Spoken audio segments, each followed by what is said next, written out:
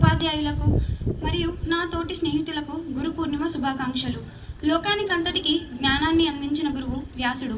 కాబట్టి వ్యాసుని జన్మతిథి అయిన ఆషాఢ శుద్ధ పూర్ణిమను గురు పూర్ణిమగా జరుపుకోవడం ఆచారం. గురు పరంపరకు అలవాలం భారతదేశం. పూర్వకాలంలో గురువులను దైవంతో సమానంగా పూజించేవారు. గురువులు కూడా శిష్యులను కన్న బిడ్డల కన్నా ఎక్కువే ప్రేమించి ఉత్తమంగా తీర్చిదిద్దడంలో సంపూర్ణ ప్రయత్నం చేసేవారు. ఆదియోగి అయిన ఈశ్వరుడు సప్త ఋషులకు జ్ఞానబోధ చేసింది గురు పౌర్ణమి రోజే. తన శిష్యులకు దత్తాత్రేయుడు జ్ఞానబోధ ప్రారంభించిన రోజు గురు పౌర్ణమి.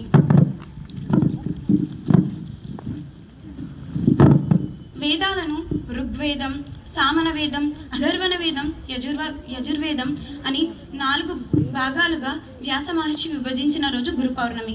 మహాభారతం, భాగవతం, అష్టాదశ పురాణాలు అందించినది వ్యాస మహర్షి.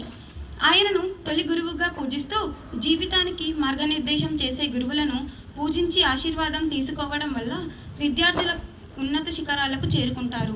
గురువులపై భక్తి భావాన్ని తెలిపే శ్లోకాలు. ఈ శ్లోకాలను మీరందరూ నాతో పాటు చెప్పవలసిందిగా కోరుచున్నాను. వ్యాసాయ విష్ణు రూపాయ వ్యాస రూపాయ విష్ణువే నమో వై బ్రహ్మనిదయే వాసిష్ఠాయ నమో నమః. గురుర్బ్రహ్మ గురుర్విష్ణు గురుర్దేవో మహేశ్వర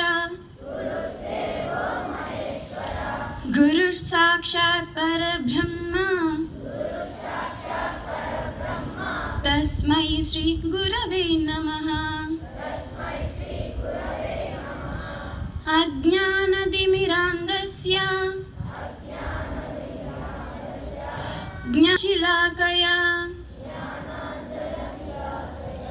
చక్షురున్మీలితం మేన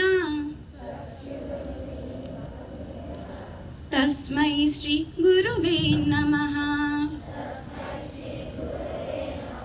మరొకసారి అందరికీ గురు పూర్ణిమ శుభాకాంక్షలు. గురువులందరినీ వేదిక మీదికి రావాల్సిందిగా కోరుచున్నాను.